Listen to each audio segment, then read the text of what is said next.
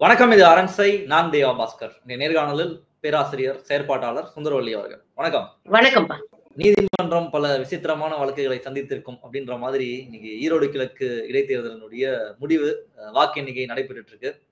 யாரு ஜெயிப்பா யாரு தோப்பான்றது ஒரு சம காமெடியா காலையில இருந்து போயிட்டு இருக்கு. எல்லாரும் நாம் தமிழர் கட்சியை ரோஸ்ட் பண்ணிட்டு இருக்கிறத நம்மளால பார்க்க முடியுது. இப்போதைக்கு இந்த மொமெண்ட் நம்ம பேசிட்டு இருக்கிற இந்த சமயத்துல என்ன பிளாஷ் நியூஸ் போயிட்டு இருக்கு அப்படின்னா, டெபாசிட்டை வாங்குமா நாம் தமிழர் கட்சி அப்படின்றதான் போயிட்டு இருக்கு. 25,777 வாக்குகள் வாங்கினா டெபாசிட்டா நாம் தமிழர் கட்சி வாங்கிடும் அப்படின்றது சொல்றாங்க. கிட்டத்தட்ட ஒரு 12-13 ரவுண்ட் முடிஞ்சிருக்கு. 19,000 வாக்குகள் சீதாலட்சுமி பெற்றிருக்காங்க. இன்னொரு பக்கம் 90,000 வாக்குகளை நம்ம சந்திரகுமார் அவர்கள் வாங்கியிருக்காங்க. எப்படி பாக்குறீங்க? அது என்ன, வென்றால் மகிழ்ச்சி தோற்றால் பயிற்சி அப்படின்றது ஒரு தொடர்கதையாகிட்டு போயிட்டே இருக்கு.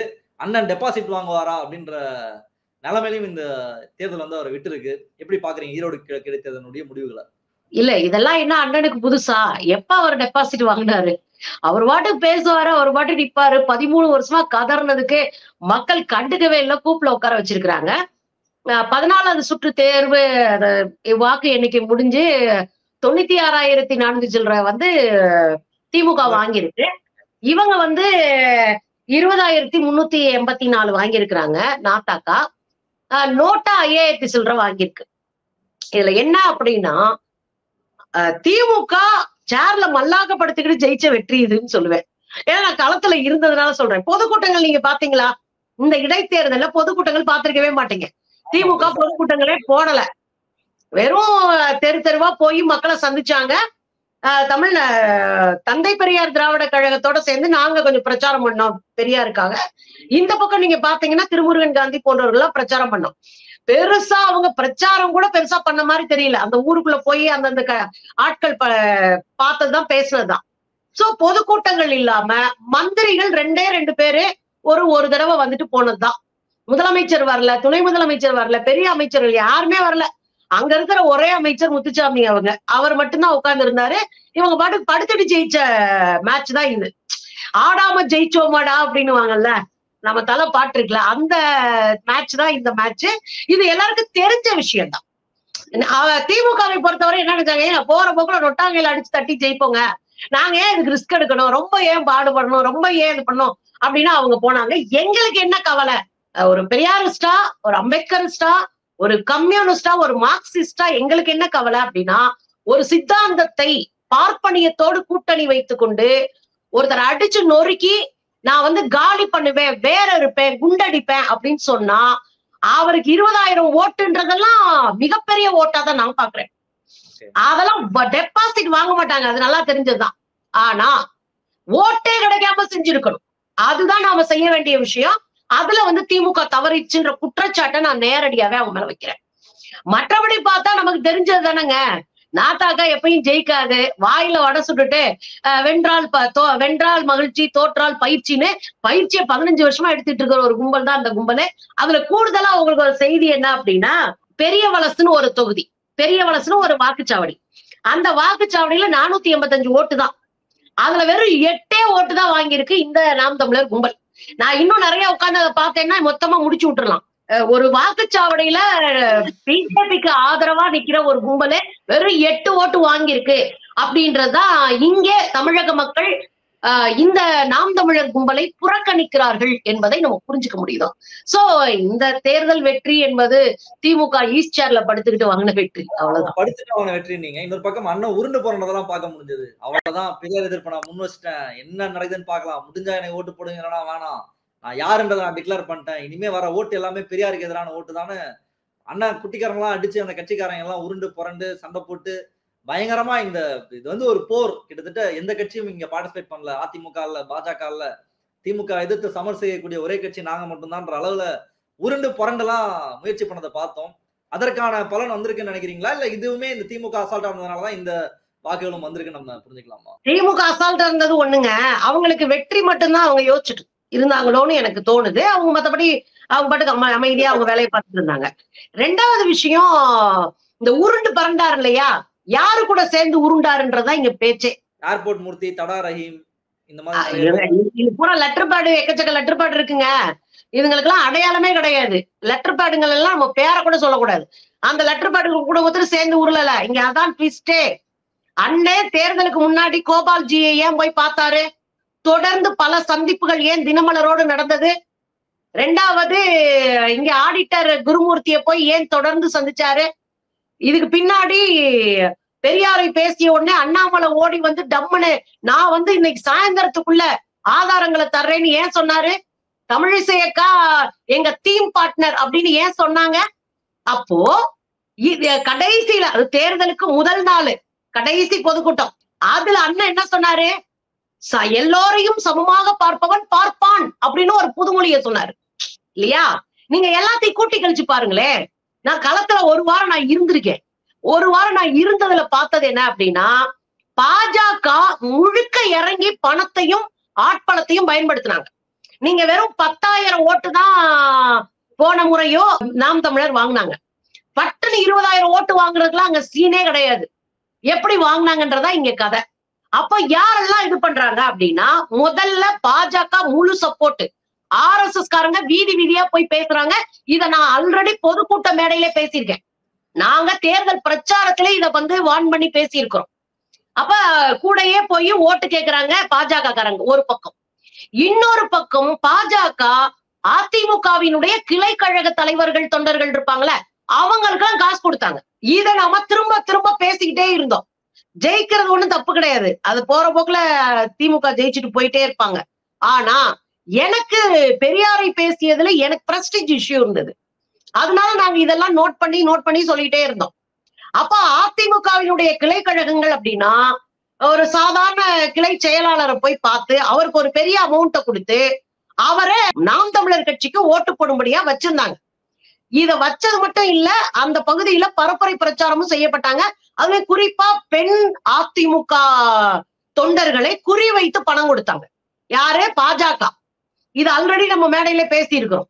பாஜக குறிவைத்து பணம் கொடுத்த பிறகு இந்த அதிமுக காரங்க என்ன சொன்னாங்க? நம்ம தான் ஓட்டு போட மாட்டோம்ட்டோம். ஆக்சுவலா அதிமுகவினுடைய பொதுச் செயலாளர் ஐயா எடப்பாடியாரு ஒரு வேலையை சொல்லியிருந்தாரு, நம்ம ஓட்டு வீணா பிரிஞ்சிடக்கூடாது, நீ நோட்டாக்கு போடு, இல்லைன்னா போடாம இரு. இந்த ரெண்டு தான், ஒண்ணு நோட்டாக்கு போடு, இல்ல போடாம இரு அப்படின் போது கிளை கழக தலைவர்களுக்கு ஒரு லம்ப் அமௌண்ட், ஆளுக்கு ஒரு 50,000 1,00,000 அடிக்கும் போது அது பெரிய காசு இல்லையா? அந்த பெரிய காசுக்காக அவங்க அதை வச்சுக்கிட்டு அக்கம் பக்கத்துல இருக்கிற அதிமுக தொண்டர்களை எல்லாம் நம்ம வந்து ஓட்டே போட வேணாம்னாங்க, வீணா தானே போப்பது, நாம ஏன் இவங்களுக்கு நாம் தமிழர் போடக்கூடாது என்று பேசி பிரச்சாரம் செய்து ஓட்டு வாங்கின எல்லாத்தையும் நாங்க மேடையில பேசியிருக்கோம். 20,000 வாக்குகள்ல அதிமுக வாக்குகளும் அதிகமாக இருக்கு. ஆமா ஆமா, அதிமுக வாக்கு, பாஜக வாக்கு பிளஸ் அந்த பொதுவா இருக்கிற கொஞ்சம் பார்ப்பனியம் சார்ந்த புரிதல் இருக்கிற, RSS சார்ந்த புரிதல் இருக்கிற அவங்களுடைய வாக்குகள். ஆமா ஆமா, அவங்களுடைய வாக்குகள் தான். எப்படிங்க டப்புனு 20,000 வாக்கெல்லாம் வாங்குற அளவுக்கு அண்ணன் ஒன்னும் அறுத்து தள்ளலையே. அது என்ன, அவர் வந்து சமூகத்துக்கு பேசிட்டாரு, நேத்து ஒண்ணு பேசுவாரு, இன்னைக்கு ஒண்ணு பேசுவாரு, பெண்களை இழிவு பண்ணுவாரு, பெரியவரை வந்து கேவலப்படுத்துவாரு, கேலி பண்றோம்னு நினைச்சுக்கிட்டு போற வரலாம் அவன் கிடக்குற அவன் கெட்ட வார்த்தையில பீப் போடுவாரு. இவர் என்ன இந்த தமிழ் சமூகத்துக்கு செஞ்சுட்டாருன்னு ஓட்ட அள்ளி எறிய போறாங்க. இவர் தாங்க அடியாளு, பாஜகவின் அடியாள் இவரு. அதனால அடியாளுக்கு ஒரு கெத்த கொடுக்கணும், அடியாளுக்கு ஒரு ஓட்டு போடுற மாதிரி வச்சுட்டோம்னா இவரை வச்சுக்கிட்டே நம்ம உள்ள போயிடலாம், பெரியார் பிம்பத்தை உடைத்து உள்ள போயிடலாம் அப்படின்னு ஒரு நம்பிக்கையில பாஜக இறங்கி பணம் செலவழிச்சு பல வேலைகள் பார்த்து இந்த இது பண்ணிட்டாங்க. இன்னொன்னு, எதிர்கட்சிகள் நிக்காதது இவங்களுக்கு ஒரு பிளஸ்ஸா போயிடுச்சு. இப்ப எதிர்கட்சியில இருந்து ஒரு அதிமுகவோ அல்லது பாட்டாளி மக்கள் கட்சி போன்ற பிஜேபியில இருக்கிற ஒரு கேண்டிடேட்டோ நின்று இருந்தா போன விக்கிரவாண்டி தேர்தல் மாதிரிதான் சுத்தமா மண்ண கவி இருக்குங்க. இதுக்கு சுத்தமா ஓட்டு இல்லாம போயிருக்கும். இந்த 10,000 ஓட்டு கூட வராம போயிருக்கும் பெரியார பேசினதுக்கு. சோ இந்த சூழலும் இவர்களுக்கு ஒரு பெரிய வாய்ப்பா இருந்தது. அதனால எதிர்கட்சியாக இருக்கக்கூடிய பாஜக அதிமுகவினுடைய ஓட்டுகளையும் சேர்த்து பெற்றுதான் இவங்க இந்த வாக்க பெற்றிருக்கிறாங்கன்னு நான் சொல்லுவேன். டெபாசிட் வாங்குமா இல்லையான்றது பிளாஷ் நியூஸா போயிட்டு இருக்கு. பட் எந்த இடத்துலயுமே இது நாம் தமிழர் கட்சியினுடைய தம்பிகள் இருக்காங்க, அவங்களுடைய தோரணையை வந்து இது டிஸ்டர்பே பண்ணல. பாருங்க, இன்னைக்கு வந்து திமுக போட்டோ போட்டு ஸ்டாலின் போட்டோ இருக்கு, ஆப்போசிட்ல அண்ணன் தான் இருக்காரு, இதுதான் இனிமே வருங்காலம், இவங்க 2 பேர் தான் இனிமே இருக்க போறாங்க, திமுக வீழ்த்த போறது வந்து நாங்க தான், பாருங்க நாங்க இந்த வந்து ஓட்டு வந்து ஜாஸ்தி ஆகிட்டே போகுது, நாங்க 16% வந்துட்டோம், முன்னாடி ஈரோடு கிழக்கு இடைத்தேர்தல் நின்னதை விட அதிக வாக்குகளை நாங்க வாங்கியிருக்கோம் அப்படின்னு சொல்லி அவங்களுடைய தோரணை வந்து டிஸ்டர்பே ஆக மாட்டேங்குது. ஆப்வியஸா நம்ம எதிர்பார்க்கிறபடி சீமானும் நாளைக்கு வந்து இதே தான் பேசுவாரு. நான் இந்த வாக்குகள் எல்லாம் பெரியாரை விமர்சிச்சுதான் வாங்கினேன், எனக்கு போட்ட இந்த 20,000 வாக்கு அல்லது 25க்குள்ள முடிஞ்சிடும்னு வச்சுக்கோங்களேன், இந்த வாக்குகள் எல்லாமே பெரியாரை நான் விமர்சித்ததால் வந்த வாக்குகள் தான் அப்படின்னு தான் பேச போறாரு. சோ இந்த தோரணை வந்து டிஸ்டர்பே ஆகாம இருக்கிறது என்னவா புரிஞ்சுக்கலாம்? ஏன்னா அவங்களுக்கு சித்தாந்த தெளிவில்லைன்னு தான் புரிஞ்சுக்கணும். நீங்க டிஸ்டர்ப் ஆக மாட்டாங்கங்க. இது பெரியாரை எதிர்த்து வந்த வாக்குதான். அதுல என்ன மாற்று கருத்து? ஆமா, எப்படி பெரியாரை யார் எதிர்ப்பா? பார்ப்பனியம் எதிர்க்கும். பெரியாரை யார் எதிர்ப்பா? சாதிக்காரை எதிர்ப்பான். பெரியாரை யார் எதிர்ப்பா? மத கலவரத்தை தூண்டுகிற சக்திகள் பெரியாரை எதிர்ப்பாங்க. பெரியாரை யார் எதிர்ப்பா? பெண்களை அடிமையாக நினைக்கிறவர்கள் பெரியாரை எதிர்ப்பாங்க. இப்படி இந்த இதையே கோட்பாடா வச்சிருக்கிற குரூப் யாரு? பாஜக. அவையே நாம் தமிழர் எதுக்க போறான், அவன் ஓட்ட போடுவான். நீங்க அதே போல பார்ப்பனியத்தின் மீது நம்பிக்கை இருக்கிற, சாதி வெறி இருக்கிற எல்லாரும் போடுவாங்க. அதுல வந்தாங்க இந்த வாக்கு. இதுல அவங்க டிஸ்டர்பே ஆக மாட்டாங்கங்க. அவங்கள பொறுத்தவரையும் பார்ப்பனிய அடிமையாக இருந்து கூட நான் வந்து பொழப்பு நடத்தணும், சோத்துக்கு பொழப்பு நடத்தணும். இவங்க அரசியல் சித்தாந்தமோ, இரண்டாம் கட்ட தலைவர்களை வளர்த்தெடுப்பதோ, கட்சியை அதிகாரத்தில் கொண்டு போய் நிறுத்துவதோ, தமிழ் தேசியத்தை உருவாக்குவதோ, சுயாட்சி பேசுவதோ, இது இவங்களுடைய அஜெண்டாவே இல்லையே. அவங்க அஜெண்டால இருக்கிறது திரள் நிதி. திரள் நிதியில கலெக்ட் பண்ணி திங்கிறதுக்கு ஒரு வாய்ப்பு. அதுல இப்ப பார்ப்பனர்கள் வேற சேர்ந்து பெட்டி பெட்டியா கொடுக்க ஆரம்பிச்சிட்டாங்க. பாஜக பின்கேட்டு வழியா சப்போர்ட் பண்ண ஆரம்பிச்சிச்சு. வேற லெவல் சம்பாத்தியங்க. நாங்க ஏங்க வந்து உங்களுக்கு கவலைப்பட்டு இருக்கணும்? ஒண்ணு புரிஞ்சுக்கணும், சீமானுக்கு அப்பனுக்கு அப்பன் வந்தாலே சித்தாந்தங்களை தெறிக்க விட முடியாது, அறுக்க முடியாது. காரணம் என்ன என்றால், சித்தாந்தம் தன்னைத்தான் காப்பாற்றிக் கொள்ளும். நீங்க மனுஷங்க போய் ஒரு சித்தாந்தத்தை காப்பாற்ற வேண்டிய அவசியமே இல்ல. காலத்தில் தன்னைத்தானே சித்தாந்தங்கள் காப்பாற்றிக் கொள்ள, அதுதான் வரலாறு. அதனால சீமான் போன்ற எந்த ஐடியாலஜியும் இல்லாத ஒரு சில்லறை, ஒரு தற்குறி போய் நின்னுகிட்டு உடனே ஒரு மாற்றத்தை செய்யறாருன்னா அது வாய்ப்பில்லை.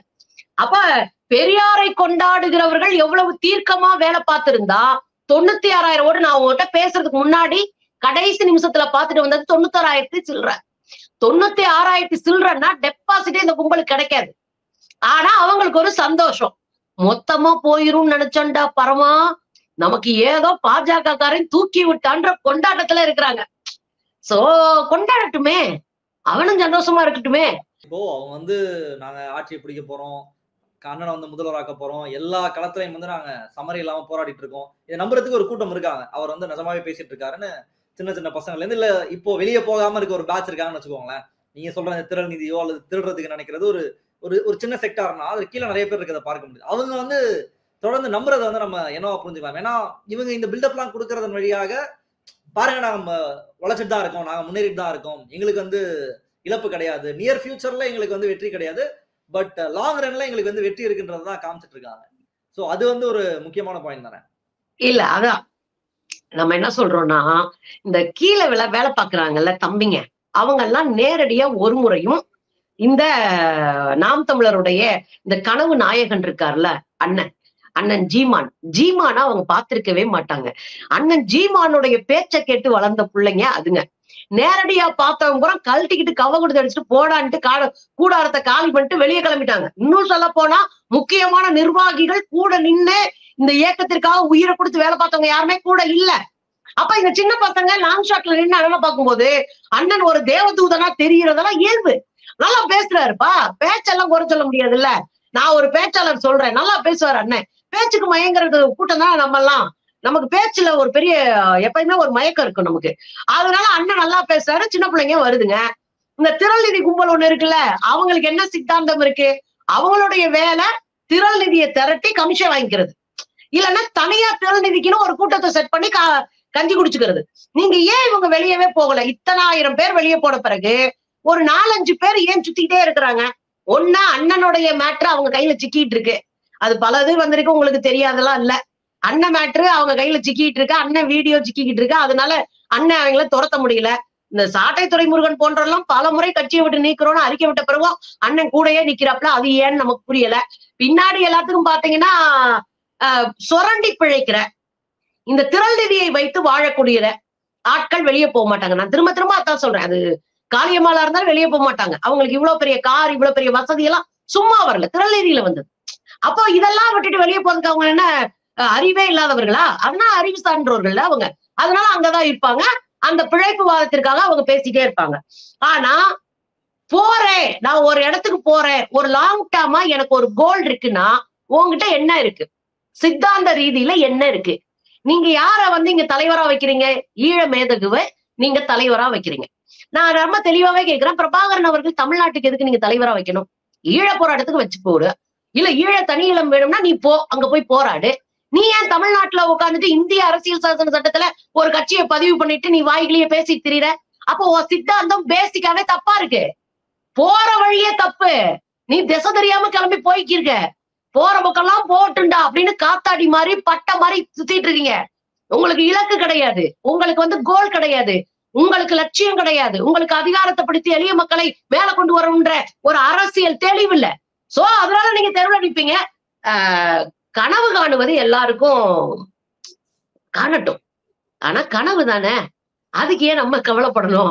கனவுகளை காண்டுகிட்டே இருப்பாரு பாவம். 60 வயசு ஆகி போச்சு, இன்னும் பெருசுங்க எத்தனை நாளைக்கு இருக்க போதும்? இருக்கிற வரையும் கனவு கண்டு போட்டுமே, அதையே நம்ம கெடுக்கணும். இன்னொரு விஷயம், வெற்றி தோல்வி குறித்த கவலை இருக்கிறவன் தான் ஜெயிப்பான். தோல்வி எனக்கு ஒரு பாடம் படிப்படைன்னு சொல்றாரு. அதுதான், நீங்க தோல்வி எனக்கு ஒரு பயிற்சின்னு சொல்றவன் கையாலாகாதவன். தோத்துக்கிட்டே இருக்கிற ஒருத்தன் திரும்ப திரும்ப தோல்வியை எனக்கு பயிற்சின்னு சொல்றானா அவனுக்கு இலக்கும் இல்லை, அவன் தோத்துக்கிட்டே தான் இருப்பான். யார் தெரியுமா ஜெயிப்பா? டேய், நான் தோக்க முடியாது, தோல்வியில இருந்தெல்லாம் எனக்கு பாடம் கத்துக்கலாம் நேரம் கிடையாது, என் இலக்கு வேற, என் இலக்கு தூரம், நான் என் இலக்கை நோக்கி பயணிக்கணும், நான் தோக்க முடியாது அப்படின்னு யோசிக்கிறான் பாரு, அவன் தான் ஜெயிப்பான். இந்த பீஸ் ஜெயிக்க வாய்ப்பே கிடையாது. சோ கனவுலயாவது சந்தோஷமா இருக்கட்டுமே, நாம ஏன் அதை கெடுக்கணும்? அப்படிதான் நான் பாக்குறேன். இவ்வளவு கட்சிகள் போட்டு இடாத பிறகும் நாம் தமிழர் கட்சியால செக்யூர் பண்ண வாக்கு கிட்டத்தட்ட ஒரு 20,000 25,000 அப்படின்றதுதான் தேர்தல் உணர்த்தக்கூடிய செய்தியாக இருக்கு. நாம் தமிழர் கட்சியோட நிர்வாகிகள், அதனுடைய தலைமை ஒருங்கிணைப்பாளர் என்ன பேசினாருன்றதை நம்ம பொறுத்து வந்து பார்ப்போம். இன்றைய தினம் இந்த நிகழ்ச்சியில கலந்து இந்த தேர்தல் விவகாரம் தொடர்பாக உங்களுடைய கருத்துக்களை பகிர்ந்தமைக்கு ரொம்ப ரொம்ப நன்றி மேடம். மகிழ்ச்சி மகிழ்ச்சி. அரண்சை நண்பர்களுக்கு வணக்கம். அரண்சை ஊடகம் சுயேட்சையாக இயங்குவதற்காகவே உருவாக்கப்பட்டது. நாம் செய்கிற வேலை உண்மையிலேயே மக்களுக்காக செய்கிறோம் என்பதை நீங்கள் நம்பினால், வாய்ப்பு இருந்தால் இந்த ரேசர் பே QR கோடுக்குள்ளே நீங்கள் அதை ஸ்கேன் பண்ணி எங்களுக்கு உங்களால் இயன்றதை விருப்பம் இருந்தால் ஆதரவு தெரிவிக்கலாம்.